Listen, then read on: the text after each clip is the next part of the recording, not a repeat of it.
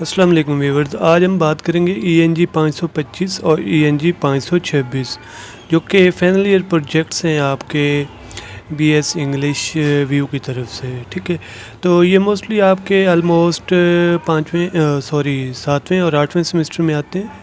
ये देखिए सेमेस्टर 7 में एक हाफ प्रोजेक्ट यहाँ पे आपने कंप्लीट करना होगा और हाफ प्रोजेक्ट आपने क्या करना होगा आठवें सेमेस्टर मतलब फाइनल सेमेस्टर में आपने इसको कंप्लीट करना होगा। ठीक है, इसके 2 पार्ट्स हैं, लेकिन मैंने आपको इन दोनों का फुल ओवरव्यू देना है। इसमें क्या क्या होता है, टॉपिक सिलेक्शन, सब कुछ सारी डिटेल इसकी मैं आपको अभी देने वाला हूँ।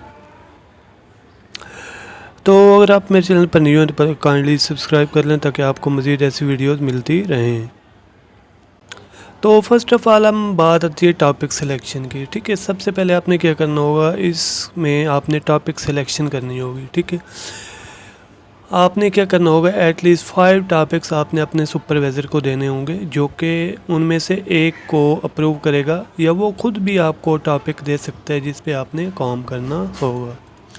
मोस्टली सुपरवाइज़र क्या कहते हैं, आप का पेयर बना देते हैं, मतलब दो लोगों को ना एक प्रोजेक्ट बनाने के लिए कहते हैं। ठीक है, फ़ीमेल को फ़ीमेल के साथ लगा देते हैं और मेल को मेल के साथ लगा देते हैं ताकि वो आपका काम बिजी हो सके और दोनों को हेलो हाय भी हो सके। लेकिन इसके कुछ डिसएडवांटेजेस भी हैं, बिकॉज़ अगर एक फ़ेल हो गया तो दूसरा भी फ़ेल हो जाएगा, इसलिए आपने इस मामले में भी थोड़ा सा केयरफुल रहना है। ठीक है, हाउ टू सिलेक्ट टॉपिक, आपने टॉपिक कैसे सिलेक्ट करना है, which type of topic select, किस टाइप का टॉपिक सिलेक्ट करना चाहिए, बेस्ट टॉपिक कौन सा रहेगा। ठीक है, तो अभी हमारी बारी आती है इसकी। ठीक है, तो फर्स्ट ऑफ़ ऑल आप क्या करें, अगर आपको टॉपिक सुपरवाइज़र की जानिब से नहीं मिलता तो आपने अपने टॉपिक लेने हैं 5, तो फिर क्या करेंगे, सर्च करेंगे आप गूगल पे। ठीक है, गूगल पे कौन से टॉपिक सर्च करने चाहिए, इतने हज़ारों टॉपिक हैं भाई, कौन सा करें। Select any 5 topics according to your interest about English language, because आपका प्रोग्राम इंग्लिश लैंग्वेज का है तो आप इंग्लिश लैंग्वेज के रिसर्च टॉपिक सर्च करें। ठीक है, फॉर एग्ज़ाम्पल मैं आपको यहाँ पे दिखाऊँ, देखें आपके ये testing and assessment of English. ठीक है, इस तरह के कोई भी आप टॉपिक ले लें जो आपने प्रीवियस इन कोर्सेज़ में पढ़ चुके हैं। ठीक है, teaching of listening and speaking English, इस पे आपका टॉपिक बन सकता है। हज़ारों टॉपिक्स हैं, जब आप गूगल करेंगे तो आपने वो टॉपिक लेना है जिसके बारे में आपको थोड़ा बहुत पता हो, जिसके में आपको हेलो आए हो, मतलब कुछ ना कुछ आप उसके बारे में जानते हों।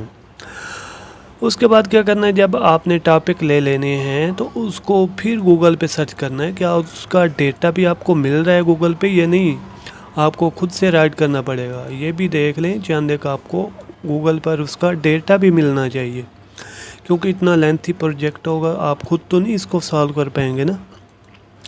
तो इसके साथ you have to know the reason of this topics, जो आपने टॉपिक सेलेक्ट करने हैं उनका आपको रीज़न पता होना चाहिए। फॉर एग्ज़ाम्पल मैं पोएम पे बात करता हूँ, तो पोएम हम क्यों ले रहे हैं, इसका क्या मकसद है। ठीक है, आपको रीज़न भी पता होना चाहिए, कोई सुपरवाइज़र रीज़न भी पूछ सकते हैं। शेयर विद सुपरवाइज़र दोस्त टॉपिक, अगर आपको सुपरवाइज़र टॉपिक नहीं देता तो फिर क्या करना, आपने 5 टॉपिक सेलेक्ट करने हैं, किसके बारे में, इंग्लिश लैंग्वेज के बारे में। उसके बाद क्या करना है, उनको गूगल पे देखना है क्या उनका डेटा भी अवेलेबल है, PDF में नहीं है, उस पर रिसर्च हुई है नहीं हुई, तो फिर वो आपने 5 फाइनल करके ये अपने सुपरवाइज़र को देने हैं। ठीक है, तो इसके बाद हमारी बारी आती है, ये देखें मैंने कुछ गूगल किया तो ये मेरे पास कुछ टॉपिक आए हुए हैं, आप यहाँ से भी देख सकते हैं, वरना आप गूगल देखें, गूगल पे काफ़ी अवेलेबल हैं। ठीक है, तो फॉर एग्ज़ाम्पल मैं आपको कोई सा बता देता हूँ, आप कोई भी ले सकते हैं, लिटरेचर के बारे में, लिसनिंग के बारे में, स्पीकिंग के बारे में। ठीक है, कोई भी आप ले लें, इसमें आपका टाइम वेस्ट नहीं करूँगा। उसके बाद जब आपको एक टॉपिक मिल जाता है तो फिर क्या होता है, फिर आपने एक कंप्लीट रिसर्च प्रोजेक्ट लिखना होता है। हाफ तो आपका 525 में आएगा। ठीक है, हाफ जो होगा वो 526 मतलब फाइनल सेमेस्टर में आपको दिया जाएगा, उसी का हाफ पार्ट। इसके बाद आपने क्या करना होगा, उस टॉपिक का इंट्रोडक्शन लिखना होगा, मतलब ये टॉपिक किसके बारे में, इसकी अहमियत, इसकी फाइंडिंग, ये वो। ठीक है, उसके बाद है statement of problem. Statement of problem क्या होती है, 2 to 3 लाइंस आपने लिखनी है। ये थोड़ा ज़्यादा भी कर लें तो कोई इशू नहीं है, बिकॉज आपका मास्टर लेवल है, कम से कम 5 से 10 लाइनों पे ले जाएं, ठीक है। तो इसमें आपने देखना है इसका प्रॉब्लम्स क्या हैं, आपके जो टॉपिक है उसके, और उसका मकसद क्या है, उसकी इम्पोर्टेंस क्या है, आप उन प्रॉब्लम्स को कैसे देखोगे, ये स्टेटमेंट ऑफ प्रॉब्लम में आएगा। रिसर्च के ऑब्जेक्टिव्स क्या हैं, मकसद क्या है, हम क्यों रिसर्च करना चाह रहे हैं। कम से कम 2 लिखें, मैक्सिमम आप 5 लिख सकते हैं। उसके बाद आता है रिसर्च क्वेश्चन। जो आपने ऑब्जेक्टिव बनाए होंगे उन्हीं के आपने क्या करना है, क्वेश्चन फॉर्मेट में आपने चेंज कर देना है, ठीक है। ये ना क्वेश्चन और हूँ, ऑब्जेक्टिव आपके और हूँ, तो फिर भी मसला बन जाता है। उसके बाद आएगा सिग्निफिकेंस ऑफ स्टडी। स्टडी की अहमियत क्या है, मतलब जो आपने टॉपिक लिया है उसकी इम्पोर्टेंस क्या है, आप ये टॉपिक क्यों ले रहे हो, why you conducting this study, ठीक है। उसके बाद आ जाता है लिटरेचर रिव्यू। लिटरेचर रिव्यू में क्या होता है, literature review is the systematic account of what has already been researched and published on the topic at hand।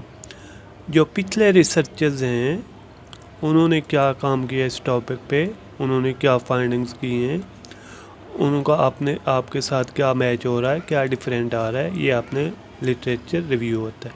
मतलब जो पुरानी रिसर्चें जो हो चुकी हैं ना, उन पे क्या बात हुई है, आपके टॉपिक के बारे में क्या क्या उन्होंने फाइंड किया है, क्या क्या उन्होंने इसके बारे में जाना है, ठीक है। It is basically complies the existing level of knowledge. जो पहले से नॉलेज उनका मौजूद है वो आपने इधर बयान करना होगा। मुख्तलिफ आपने रिसर्च टॉपिक्स डाउनलोड करने हैं, रिसर्च आर्टिकल, वहाँ से आपने थोड़ा बहुत आइडिया लेके यहाँ पे लिखना है। फिर उनके आपने यहाँ पे उनके रेफरेंस भी देने होंगे, ठीक है। भाई ये लिटरेचर हमने इस बंदे का लिया है, ये इसकी बुक है, ये इसका ईयर है पब्लिशन, ठीक है। ये वो बाकी डिटेल में बताऊंगा जब अगर आप मेरा व्हाट्सएप लिंक ज्वाइन करना चाहें तो ये आपको नीचे व्हाट्सएप मिलेगा। उसके बाद आ जाता है रिसर्च मेथोडोलॉजी। मेथोडोलॉजी में क्या होता है, सोर्स ऑफ डेटा, आप डेटा कहाँ से ले रहे हैं, ठीक है। कौन सा डेटा है आपका, टीचर से ले रहे हैं, स्टूडेंट से ले रहे हैं। उसके बाद आ जाता है इंस्ट्रूमेंट ऑफ स्टडी, मतलब कौन से क्वेश्चंस हैं जिनका आप डेटा कलेक्ट कर रहे हैं। उसके बाद आ जाता है डेटा कलेक्शन। डेटा कलेक्शन में क्या होगा, फीमेल हैं, मेल हैं, उनकी एज क्या है, ठीक है, उनका इंटरेस्ट क्या है, ठीक है। मुख्तलिफ चीज़ें डेटा जब आप सैंपल देखेंगे ना, मैं आपको वहाँ पे दिखाऊंगा लास्ट पे, तो उसमें सब कुछ आपका क्लियर हो जाएगा। उसके बाद आ जाता है data analysis, finding, discussion, conclusion, recommendation वगैरह। तो इसमें आपने क्या करना होगा, आपने जो डेटा लिया होगा उस पर आपने उसका एनालिसिस करना है, ठीक है। 2 टाइप्स होती हैं डेटा की, एक क्वांटिटेटिव होता है, एक क्वालिटेटिव होता है। आपने पहले देखना है आपका डेटा कौन सा है, क्वालिटेटिव है, क्वांटिटेटिव है। उसके बाद आपने उस पर मुख्तलिफ प्रोसीजर करके उसका एनालिसिस करना है, ठीक है। फॉर एग्ज़ाम्पल अगर आपका क्वांटिटेटिव है, मीन उसका निकालेंगे, ठीक है, उसकी फ्रिक्वेंसी निकालेंगे, ये वो, ठीक है। डिस्कशन ऑफ रिज़ल्ट, फिर उसके रिज़ल्ट्स की डिस्कशन करेंगे, क्या हमने फाइंड किया, क्या हमारा मैच कर रहा है, क्या डिफरेंट आ रहा है दूसरे लोगों से। फिर उसका कंक्लूजन हमने निकालना है और रिकमेंडेशन देनी है, मतलब अगर इसके बाद कोई रिसर्च करे तो वो उसके लिए क्या क्या करना चाहिए उसको। At least you have to attach reference of research. Reference आपको आखिर पे क्या करना होता है, रेफरेंस अटैच करने होते हैं रिसर्च के। आपने ये डेटा कहाँ से लिया, कॉपी किया, या किसकी बुक है, किसका आर्टिकल है, कहाँ से आपने ये वाला मटेरियल लिया था, जो कि मैं आपको बता चुका हूँ लिटरेचर रिव्यू में, ठीक है। ये वाला पार्ट जो था ना, इसके आपने रेफरेंस अटैच करने हैं लास्ट पे। आपने इसके साथ साथ आपने क्वेश्चनरीज जो आपका सुपरवाइज़र की तरफ से अप्रूव हुआ है क्वेश्चन, वो भी आपने इसके साथ साथ अटैच करने हैं, ठीक है। अभी मैं आपको ना 1-2 ये दिखा देता हूँ। ये देखें, ये एक रिसर्च प्रोजेक्ट है, तो आप इसको देखें, थोड़ा बहुत आपको ना इसका हेलो हाय हो जाएगा, ठीक है। ये देखें, इस तरह आपको टॉपिक आएगा। इसके बाद आपके ये टेबल ऑफ कंटेंट्स होगा, जो आपने किया काम, ये एक कंप्लीट रिपोर्ट बनी हुई है। इसके बाद ये देखिए इंट्रोडक्शन आ गया। इंट्रोडक्शन के बाद आपने क्या करना होगा, आपने इसके ऑब्जेक्टिव्स लिखे, ठीक है। ऑब्जेक्टिव के बाद आपने उसके क्वेश्चन लिखे, क्वेश्चन के बाद सिग्निफिकेंस लिखी, उसके बाद लिटरेचर रिव्यू, ठीक है, पुराने रिसर्चर ने क्या कहा इस बारे में, ठीक है, उसके रेफरेंस भी। ये देखें, ये होते हैं रेफरेंसेस, ठीक है। ये आपने, ये काफ़ी थोड़ा लेंथी होता है क्योंकि मुख्तलिफ रिसर्चर मुख्तलिफ बातें कह रहे होते हैं, तो इसलिए ये थोड़ा सा लेंथी है। इसके बाद आपका होता है मेथडोलॉजी, ठीक है। रिसर्च डिज़ाइन क्या है, क्या क्या इसमें आपने किया, मेथड कौन सा यूज़ कर रहे हो, क्वांटिटेटिव या क्वालिटेटिव, पॉपुलेशन कहाँ की है, कौन से स्कूल की है, कौन से एरिया की है, ठीक है। सैम्पलिंग टेक्निक कौन सी यूज़ कर रहे हो आप, सैम्पल साइज़ कितना है, टोटल आप कितने लोगों पर ये एनालिसिस करोगे, इंस्ट्रूमेंट क्वेश्चन कौन से थे, ये एंड पे आपको दिखाऊंगा, ठीक है। प्रोसीजर क्या था, डेटा आपने किस तरह कलेक्ट किया, ठीक है। उसके बाद डेटा एनालिसिस एंड इंटरप्रिटेशन, जिसमें मैंने आपको कहा था मीन, फ्रिक्वेंसी और ये वो निकालना है, परसेंटेजेस, अगर आपका क्वांटिटेटिव है, ठीक है। क्वालिटेटिव में ये होता है आपने जस्ट उन क्वेश्चन के आंसर देने होते हैं, ठीक है। तो ये देखें, अभी हमारा फाइनल चैप्टर है जिसमें समरी लिखनी होती है हमने, फाइंडिंग, डिस्कशन एंड रिकमेंडेशन, ये इस तरह का आ गया, ठीक है। और लास्ट पे आपने क्या करना होता है, उसके आपने रेफरेंस अटैच करने होते हैं। ये देखें रेफरेंस, फॉर एग्जांपल हमने इस बंदे की इस आर्टिकल से डेटा लिया है, ठीक है, ये कब पब्लिश हुई, 2007 में। इस तरह के आपने रेफरेंस भी देने होंगे।